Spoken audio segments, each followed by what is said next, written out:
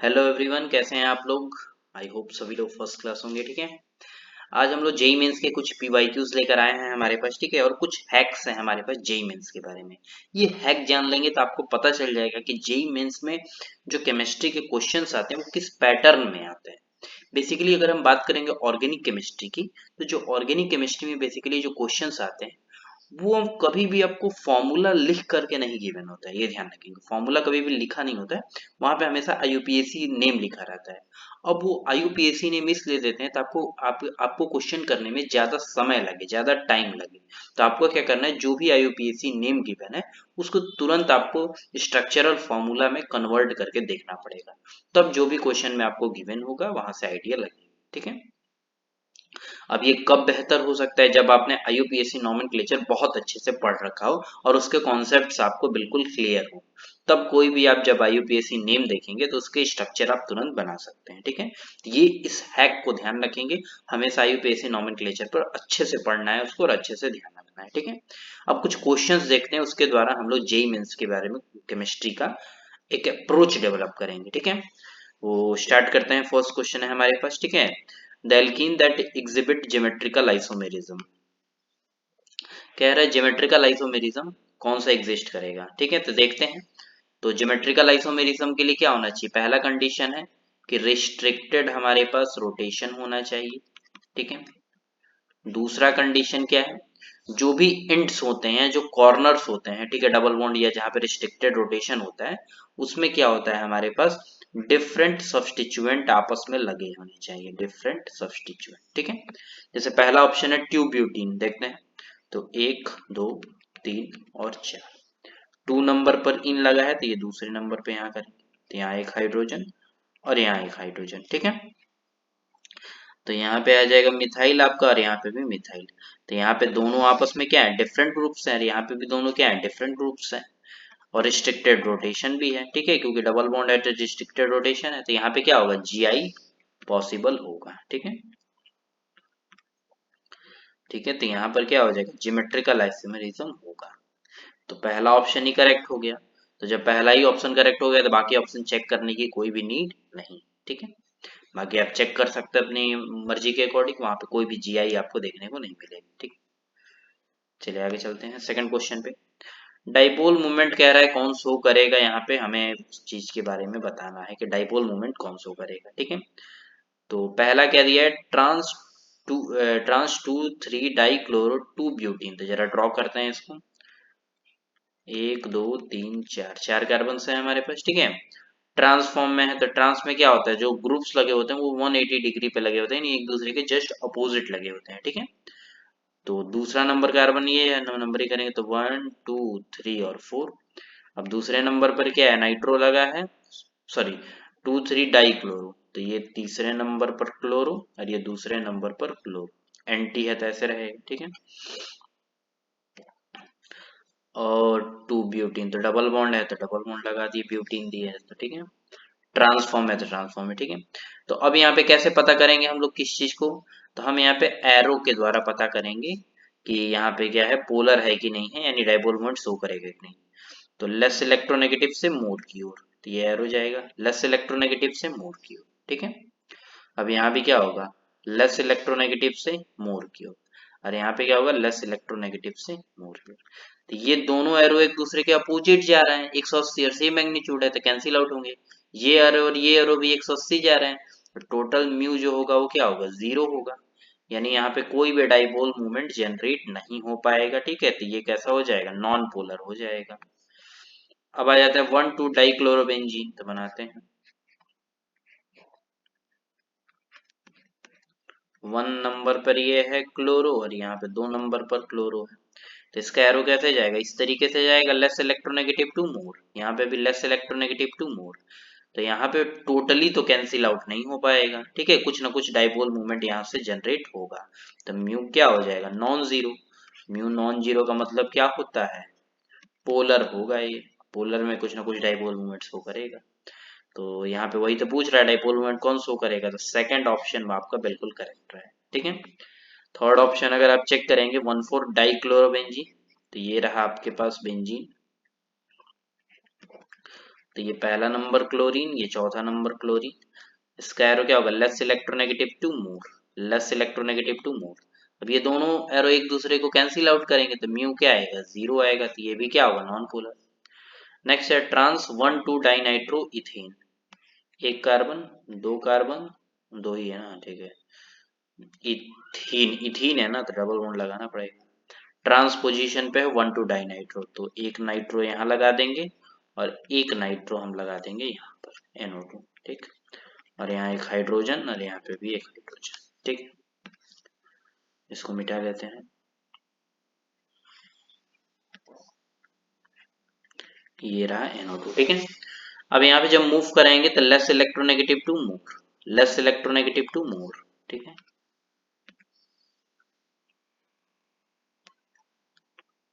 ठीक है, यहाँ पे भी क्या होगा, लेस इलेक्ट्रोनेगेटिव टू मोर, और यहाँ पर लेस इलेक्ट्रोनेगेटिव टू मोर। अब ये एरो और ये एरो एक दूसरे को क्या करेंगे, कैंसिल आउट कर देंगे। ये कार्बन और हाइड्रोजन का जो एरो है और कार्बन हाइड्रोजन का ये जो एरो है, ये दोनों एक दूसरे को कैंसिल आउट करेंगे, तो म्यू की वैल्यू क्या आएगी, 0। ठीक है, म्यू की वैल्यू क्या आएगी, 0 आ जाएगी। तो यहाँ पे भी कोई भी डाइपोल मूवमेंट जनरेट नहीं होगा, ठीक है। तो सेकंड ऑप्शन बिल्कुल करेक्ट रहेगा, ठीक है। आगे चलते हैं।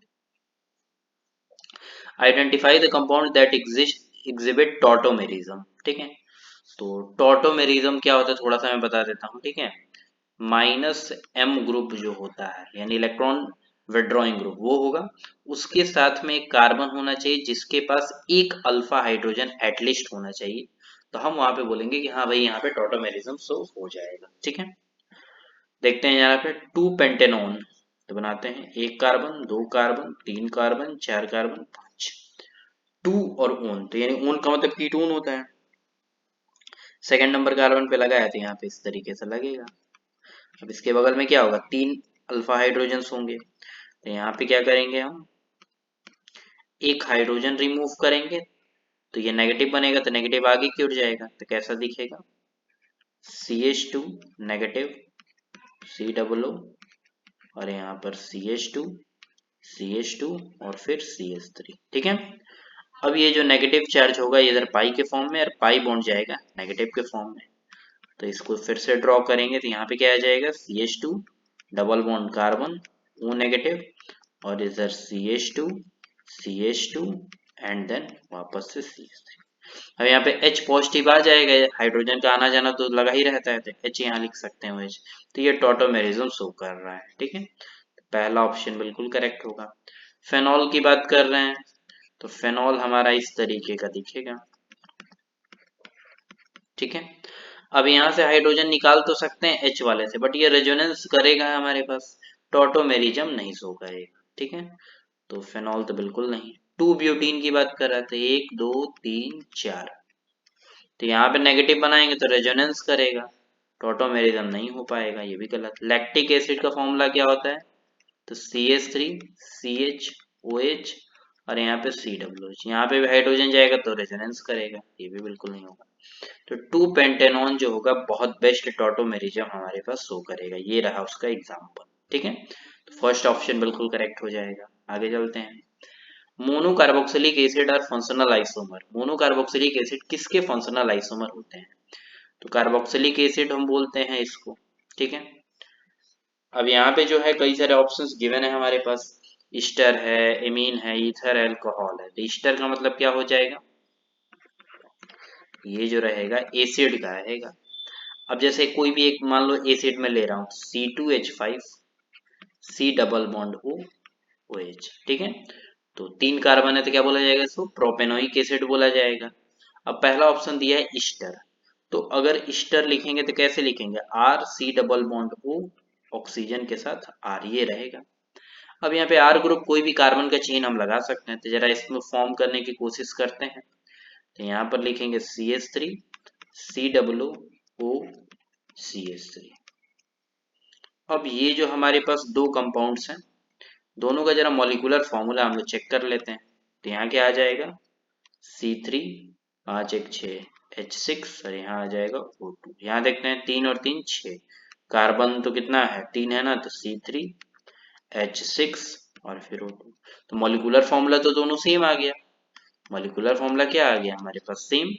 लेकिन जो स्ट्रक्चरल है वो क्या है, डिफरेंट है। ये क्या है, एसिड है, ये क्या एस्टर है। तो ये दोनों आपस में क्या होंगे, फंक्शनल मतलब फंक्शनल ग्रुप अलग अलग है लेकिन मोलिकुलर फॉर्मूला सेम है, तो दोनों आपस में फंक्शनल आइसोमर कहे जाएंगे। ठीक है, तो फर्स्ट ऑप्शन बिल्कुल करेक्ट हो जाएगा, बाकी आपको चेक करने की कोई नीड नहीं है। Next, which of the following does not show geometrical isomerism, कौन सा इसमें ज्योमेट्रिकल आइसोमेरिज्म शो नहीं करेगा। ठीक है, तो ज्योमेट्रिकल आइसोमेरिक का जो कंडीशन बताया था, तो देखो ये तो देखने से ही लग जा रहा है, 1 2 है, 1 1 है, ये देखो 1 1, एक ही नंबर पे दो दो क्लोरो लग गया है, थर्ड नहीं होना चाहिए। पेंटीन है तो 1 2 3 4 5, 1 नंबर पर इन है तो 1 नंबर पे लगा दिए। अब 1 1 डाइक्लोरो मतलब पहले कार्बन पे ही दोनों क्लोरीन लगेंगे, तो Cl बस यही खेल खत्म हो जाता है इसका। क्योंकि देखिए पहले कार्बन पे ही क्या है, दोनों Cl सेम ग्रुप लग गए, सेम ग्रुप लग गए तो फिर Gi थोड़ी शो करेगा, इधर तो अलग ग्रुप है, बट यहाँ पे सेम ग्रुप है, तो यहाँ पर Gi बिल्कुल भी शो नहीं करेगा, एकदम नहीं। तो हमारा थर्ड ऑप्शन बिल्कुल करेक्ट हो जाएगा, तुरंत एकदम पॉइंट सही पकड़िए। अब ये कैसे इस कैप कर पा मतलब पकड़ पा रहे हैं, तो अगर इसका आईयूपीएसी स्ट्रक्चर दिमाग में चल रहा है कि हाँ ये नाम लिखा है तो आईयूपीएसी स्ट्रक्चर इस तरीके से बनेगा, तो तुरंत स्टिक करेगा कि हाँ इसका ऑप्शन ये होना चाहिए, इसलिए थर्ड ऑप्शन बिल्कुल करेक्ट हो जाएगा। ठीक है, which of the following is not an chiral, chiral नहीं है। तो कायरल क्या होते हैं हमारे पास, तो कायरल वो एक सेंटर होता है जिसपे चार क्या होते हैं, डिफरेंट ग्रुप्स लगे होंगे। ठीक है, देखते हैं। तो नॉट कह रहा है ना, तो 1 क्लोरोपेंटेन, तो 1 2 3 4 5, 5 कार्बन हो गया। 1 क्लोरो पहले पे ही क्लोरो लग गया, क्लोरोपेंटेन, और तो कुछ नहीं है, तो यहाँ पे क्या H होगा और एक और H होगा। तो इस कार्बन में 2 हाइड्रोजन, एक क्लोरीन, तो ये तो कायरल सेंटर नहीं है, यहाँ भी 2 हाइड्रोजन, यहाँ भी 2 2 3, बिल्कुल नहीं। पहला ऑप्शन ही पकड़ा गया, ये तो भाई कायरल ही नहीं है, ये रहा स्ट्रक्चर। ठीक है, बाकी सारे कायरल होंगे, चेक कर लेते हैं। तो पेंटेन बना है ना, तो 1 2 3 4 5, 3 क्लोरो तीसरे नंबर पर क्लोरो, 2 मिथाइल, तो 2 का मतलब ये रहा। तो देख लीजिए ये अलग ग्रुप है, यहाँ पे हाइड्रोजन अलग, इधर अलग, इधर अलग, ये कायरल सेंटर है। थर्ड ऑप्शन चेक कर लेते हैं, पेंटेन 5 कार्बन है। ठीक है, 1 पर क्लोरो है, 1 क्लोरो, तो ये रहा 1 क्लोरो, 2 पर मिथाइल है, तो ये रहा 2 मिथाइल। ठीक है, अब यहाँ चेक कर लेंगे, तो यहाँ एक हाइड्रोजन है, तो ये अलग ग्रुप, ये भी अलग ग्रुप, इधर भी अलग ग्रुप, इधर भी अलग ग्रुप, तो ये भी कायरल सेंटर है। ठीक है, तो इस तरीके से हम लोग इसको चेक कर सकते हैं। ठीक है, बाकी आई होप सबको पसंद है। अच्छा, चौथा ऑप्शन भी चेक करना था ना, हाँ, तो 5 कार्बन है, तो ये रहा 5 कार्बन आपका। ठीक है, दूसरे नंबर पे क्लोरीन है, 2 क्लोरो, तो ये रहा, और यहाँ हाइड्रोजन होगा, तो यहाँ एक अलग ग्रुप, ये अलग ग्रुप, इधर अलग ग्रुप, और इधर भी अलग ग्रुप्स, तो चारों ग्रुप अलग है, तो यहाँ पे क्या हो, कायरल सेंटर जनरेट हो पाएगा। ठीक है, बट पहला ऐसा ऑप्शन है जहाँ पे कायरल सेंटर नहीं है, तो हम बोल देंगे कि फर्स्ट ऑप्शन क्या है, बिल्कुल करेक्ट रहेगा। ठीक है, आज के लिए इतना ही रखते हैं, थैंक यू सो मच। तो आपको आई होप सबको समझ में आया होगा कि हमें किस चीज पे फोकस करना है। ऑर्गेनिक के क्वेश्चन जब भी करेंगे, आईयूपीएससी नोमेनक्लेचर को थोड़ा सा ध्यान रख के करेंगे। जब भी उसके मतलब नोमेनक्लेचर के क्वेश्चन गिवन हो आपके पास, तो उसका तुरंत स्ट्रक्चर ड्रॉ कीजिए। स्ट्रक्चर ड्रॉ करने से उसकी प्रॉपर्टी, आइसोमर, ये जो भी चीज के बारे में क्लियर इंफॉर्मेशन आपको मिल जाती है। ठीक है, आई होप ये वीडियो सबको पसंद आया होगा, तो प्लीज सब्सक्राइब करें, शेयर करें दोस्तों के साथ। और जेई मेंस के लिए एकदम अच्छे से हम लोग मेहनत करेंगे, डेली पीवाईक्यू सॉल्व करेंगे और एक अच्छा रैंक लाएंगे। ठीक है, कोई भी डाउट होता है प्लीज कमेंट सेक्शन में मेंशन कीजिए, हमें बताइए। ठीक है, बाकी आज के लिए इतना ही रखते हैं। ठीक है,